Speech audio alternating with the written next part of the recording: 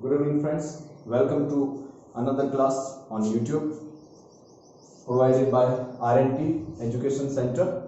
Today we will talk about Mauryan dynasty. As you know, in last video we have talked about Chandragupta Maurya and Mauryan establishment of Mauryan dynasty. So today we will talk about second ruler of Mauryan dynasty. And who was that? So we were talking about Mauryan dynasty. As you know, I told you this dynasty was established by Chandragupta Maurya in 322 BCE, and we have studied about Chandragupta Maurya briefly. Today we will talk about second ruler of Mauryan dynasty, that was Bindusara. Who was the second ruler of Mauryan dynasty? Bindusara. You have to remember this name. What is the name of the ruler? Bindusara. He became ruler in 298 BC to 273 BCE. In previous video, I told you that Chandragupta died in 298 in Swarnabelgula, Karnataka, Mysore. After that, who became the ruler of Mauryan dynasty? The ruler was Bindusara. He was son and successor of Chandragupta Maurya. You have to remember this. And what you have to remember, mostly you have to remember this time period. When he became king, 298 BC and 273 BC. Now, some students have complained that it's very difficult to learn this time period. So what you have to do, you have to remember this period in sequence. So you will not forget, never forget. So remember, if we talk about Mauryan dynasty, first ruler and founder of this dynasty was Chandragupta. So you have to remember the time period of Chandragupta. When he became the king, he became ruler in 322. So when he died, 298. It became a sequence. Now second one is Bindusara. When his father died. So when his father died in 298 BCE to 273 BC.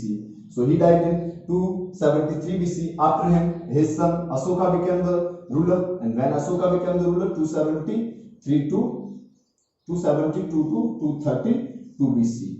So in Mauryan dynasty, you have to remember these three rulers, because these three rulers are important in Mauryan dynasty. Otherwise, weak rulers. So you have not to remember them. You have to remember Chandragupta, Bindusara, and the Asoka. Today we will also talk about Asoka. Now we talk about Bindusara. So learn this time period. Now we will talk about Bindusara. Listen, he was son and successor of Chandragupta. Now we will talk about his titles. Some Greek authors gave him titles like Amitro Chatas. You have to remember this name. What is the title? He was adorned with the title of Amitro Chatas by Greek authors. What does it mean? Amitro. What does it mean? Amitro means enemies. Chatas means actually it's a Sanskrit word that was Amitraghat. Sanskrit word. What was the Sanskrit word? Amitraghat. It was Sanskrit word, and Greek authors took this word as Amitro Chatas. What does it mean in Sanskrit? Amitraghat. It means killer of enemies. So you can understand, Bindusara was killer of enemies. And what did Greek authors adorned him as a Amitro Chatas? So who adorned this name? So you have to remember, Greek authors adorned him with this name. You have to remember this title. He has also another titles in Vayu Puran. There is a Puran. As you know, the Purans are ancient books of India, and there were 18 Purans in ancient India. Vayu Puran called him Bhadrasena. So you have to remember this. And Jain text also called him as Singhasena. So you have to remember these two names also. He was titled with two another names. Now we have talked about this question was asked in many examinations, so you have to remember Amytrochatus, Greek authors adorned with this name. Now we talk about Bindusara. Victories of Bindusara. If we talk about victories of Bindusara, there are different views of historian on Bindusara's victory. Some historian says he had no history of victories. So you have to remember, we do not have sufficient information about his victories.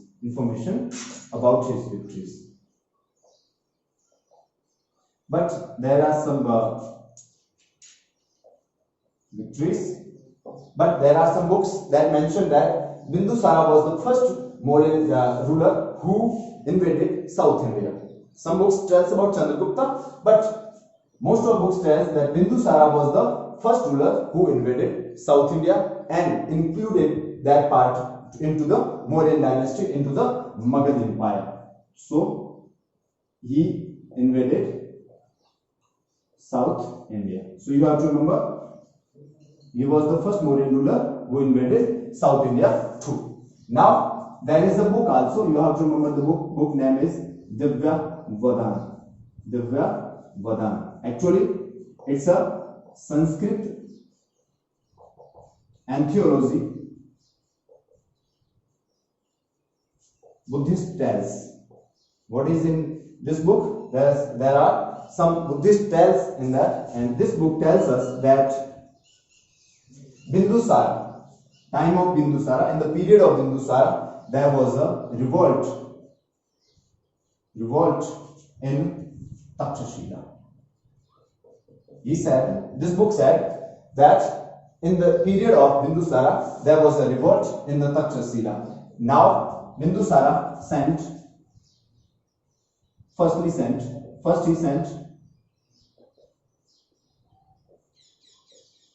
Susim. Who was the Susim?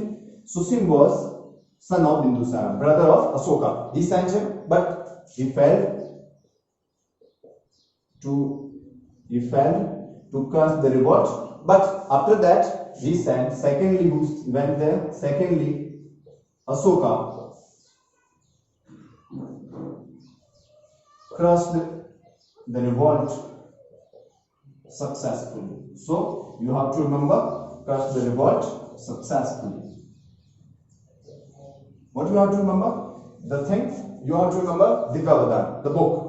It's a Buddhist text. It tells us period of Bindusara, there was a revolt in Takshashila, and he sent his son Susim, but he failed. He couldn't suppress the revolt. Then he sent Asoka, and Asoka crushed the revolt and got victorious in Takshashila. Now we talk about Asoka. So what was the work of Asoka? When he was not a ruler, he was under his father's rule. Asoka was governor of Ujjaini. You have to remember, Ujjaini was one of the province of Mauryan dynasty. So you have to remember, Asoka was the governor at that time when his father was the ruler of this dynasty. Now we have to remember some ambassadors. Now look, we have talked about Chandragupta Maurya. Seleucus Nicator sent an ambassador named Megasthenes to Chandragupta's court. Here also some rulers of Egypt, some rulers of Greek, they sent some ruler of Greece. They sent a ambassador to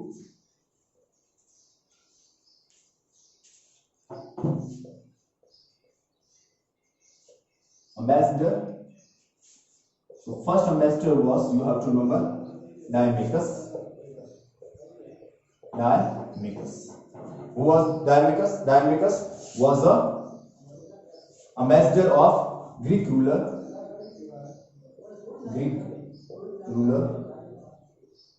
Antiochus I. Who sent Diomachus to Bindusara's court, Diomedes came. Who was him? He was ambassador of Antiochus I to the Bindusara's court. You have to remember this. Next one is Dionysius. Who was the Dionysius?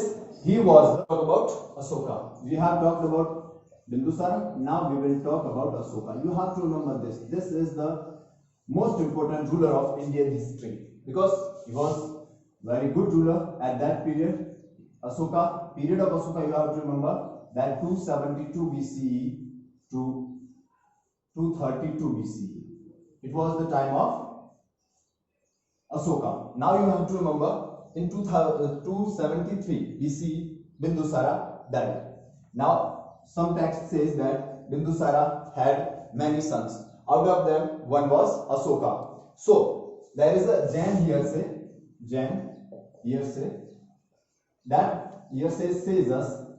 These are stories, not any in a book or any in any inscription. It's a Jain hearsay. It was a story that Ashoka had 99 brothers and he killed all of them, and then he became the ruler of Magad dynasty or Mauryan dynasty. You have to remember it's written in a Jain hearsay. Jain hearsay says that he became ruler. He means Ashoka became ruler against his father's wish. It means Bindusara doesn't want that Ashoka should be his successor. He wants someone else, but Ashoka became the ruler of Mauryan dynasty. When he became the ruler, you have to remember time 269. Ashoka was coronated. When was Ashoka was coronated? In 269. Now look here. 273. Who died? Bindusara died. His father died in 273 BC. Now look there. 269. It means minimum 4 years.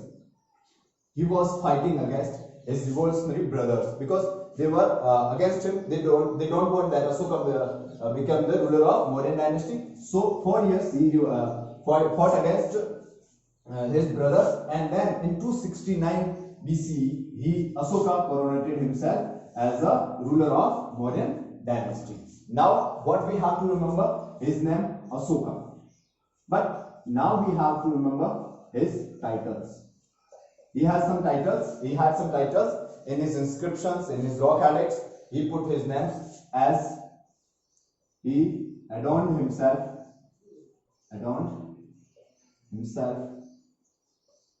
as, what was his title? As you know, Bindusara's title was Amitro by Greek authors. Now, in the inscriptions of Ashokas, there is a title of Ashoka is Devanam Priya or Devanam Priyadasi. So you have to remember these titles of Ashoka. In all the description of Ashoka, his name is not mentioned as Ashoka. His name mentioned as Devanam Priya or Devanam Priyadasi. What does it mean? It means beloved to God. A person who is beloved to God is called as Devanam Priyadasi. In Hindi, Devataon ka Priya. So you have to remember beloved to God. So Ashoka, it was the title, but you have to remember there are two most important rock edicts, two most important inscription of Ashoka that called Ashoka as Ashoka, to be as Ashoka. So you have to remember these. First is Maski and Gujra. These are two rock edicts of Ashoka founded in South India. Where is these inscription founded? These inscription founded in southern part of the India, South India. What these inscription says us that name of Ashoka was Ashoka.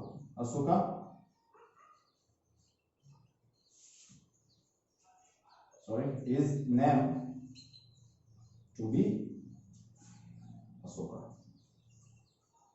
In these two, you have to remember these two inscription, Maski and Gujra, mention him as a Ashoka. Other inscription mention him as Devanampriya or Devanampriyadasi. This thing you have to remember very well. So in 269 he was coronated. Now we have information about his son, his daughter, and his wife in his inscription, by his inscriptions. So what was his wife? Karuvaki. He had many wives, but out of one wife was that Karuvaki mentioned in his inscription, and Karuvaki was his wife. Mahendra was his son, and Sanghmitra was his daughter. So you have to remember these facts. Who was his daughter? Sanghmitra, son Mahendra, and wife was Karuvaki. So these three persons were mentioned in his rock edicts, in his records. So you have to remember these facts also. Now you have to remember that seventh year of his coronation. Seventh year of his coronation, he occupied Kashmir and Khitan. You have to remember these two places, Kashmir in India and Khitan in Pakistan in present time. So in seventh year of his coronation, what does it mean? He was coronated in 269 BC. Seventh year of his 262 BC. He occupied Kashmir and Khitan. In this period, he was ruler of entire India. So you have to remember, under his occupation, entire India was under his occupation, entire India, and also the part of Afghanistan. India and part of Afghanistan. Afghanistan is a neighboring country of India, Afghanistan. So you have to remember these facts too. Now we will talk about that, how he occupied these areas. If we talk about India, let's take Indian map. So as you know, this area J&K, Jammu and Kashmir, here is Pakistan and here is Afghanistan. Present time it's a different country, it's a sovereign country, but in ancient time Afghanistan was also part of India. Ashoka, here is Ashoka's reign. Magadh, he was ruler of Magadh. He occupied Jammu and Kashmir, he occupied Khitan. Also most of part of Afghanistan were the part of Magadh. It means Ashoka defeated all the kings of this region and merged them with the Magadh. You have to remember this. Why I did map? I draw this map. You have to remember. If we talk about South India, this is south part of India. So look here. Here is a state of India, that is Odisha. You remember this state. Odisha is here. In Odisha, there is a palace called Kalinga. So you have to remember Kalinga War of Ashoka. It's a very important incident of Ashoka's history. So Kalinga lies in Odisha, Argentine Odisha. There was a Kalinga in Odisha. There was a ruler called Nandaraja. Nandaraja was ruler of Kalinga. Ashoka defeated him and occupied the Kalinga. Now we will talk about Kalinga. You have to remember Kalinga lies in Odisha. Now let's talk about Kalinga War. Kalinga War. When it was fought? In 8th year of his coronation. So you have to remember this fact. You have not to remember the year, you have to remember 8th year of his coronation. Because in his inscription, there is no mention about year. There is mention that 8th year of his coronation, Devanampriyadasi attacked Kalinga and occupied that. So you have to remember this 8th year of his coronation. If we took out the time of this, it became 261 BCE. Around 261 BCE, he invaded Kalinga. It was called as Kalinga War. There is a inscription. You have to remember this inscription. Name of inscription is Hathi Gumpha. Hathi Gumpha rock edicts. rock edict. This rock edict is not of Asoka, it is rock edict of Kharwal rulers who ruled over Kalinga. So in Hathigumpa rock edict there is a mention that Asoka invaded Kalinga, and Asoka, the ruler of that time of Kalinga was Nandaraja. Nandaraja was ruler of that period of Kalinga. So you have to remember this particular inscription, because without this inscription we cannot say that who were the ruler of Kalinga. This inscription tells us that the Nandaraja was the ruler of Kalinga when Asoka invaded that territory. Now we have to understand that after invaded the Kalinga, Asoka ordered to mass killing, and in that massacre around 1 lakh people were killed. This incident, by this incident, what you have to remember, this is Kalinga war. After invaded Kalinga, Asoka ordered to mass killing. What does it mean, mass killing? When a ruler ordered to kill the people in a large number, that is mass killing. He ordered around 1 lakh people were killed. Around 1 lakh people were killed. They were everywhere, corpses and blood. So around 1 lakh people were killed in this massacre. Where it happened, distressed by mass killing. Asoka was distressed by mass killing, and he vowed mass killing.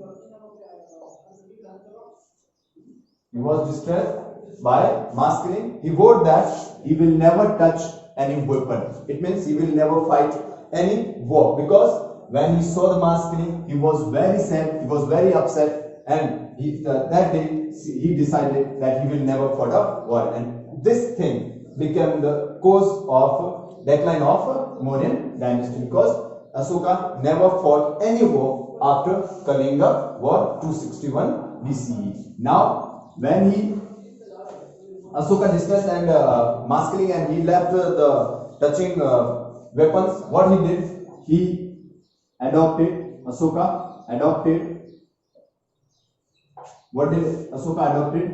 Dham Ghos. You have to remember this word, Dham Ghos, instead of Bheri Ghos. So now what he will do? Now he will follow Dham Ghos instead of Bheri Ghos. What does it mean? Bheri Ghos, call of war. When innocent time, call of war, there is a heavy preparation before the war, that is called as Bheri Ghos. But now Asoka adopted Dham Ghos.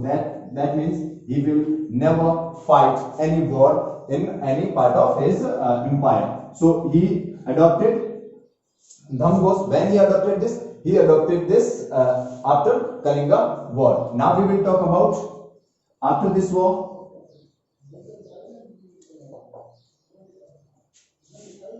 He adopted Buddhism too. So now he became the disciple of Buddhism religion. Before that, now I told you that Chandragupta initiated Jainism, but Asoka did not join the Jainism. He joined Buddhism. And who was his guru? So his teacher was Mowgli Pottis. You have to remember this name. Mowgli Pottis was the person who initiated him in Buddhism. He went to the Buddhism. Before this, Asoka was worshipper of God Shiva. Asoka was worshipper of God Shiva. You have to remember, Asoka was worshipper of God Shiva. Before he initiated the Buddhism, he was worshipper of God Shiva, and From where we get this information? We get this information from Raj Taringini. And what is the Raj Taringini? Raj Taringini is a text written by Kalhan. In Kalhan's books, there is a mention that before initiated into the Buddhism, Asoka was a worshipper of Shiva, but after the Kalinga War, he adopted Buddhism. And why he adopted Buddhism? He was fascinated with the non-violence idea of Buddhism, and he started following the Buddhism religion. And who was his guru? Who was the person who adopted him Buddhism? The person was Moggalliputtis. You have to remember this. What happened in his reign? In 251 BC, around 251 BC, what happened? There was a third Buddhist council held.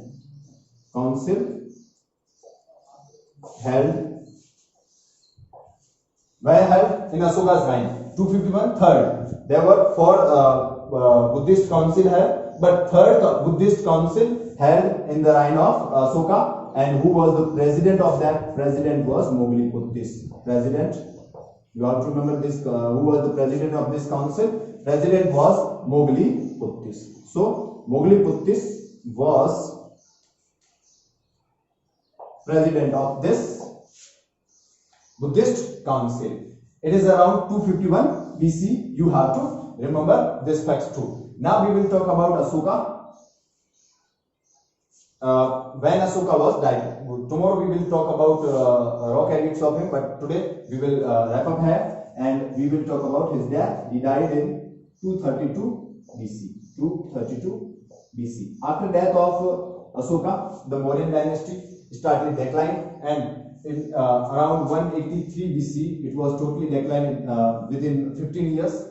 Within 50 years. So you have to remember death of Asoka, 232 BC. Tomorrow in this class we will talk about rock edicts of Asoka's, about Dhamma also. Dhamma of Asoka, we will talk about this. So tomorrow join us in the same time in this class and subscribe our channel and press the bell icon to another.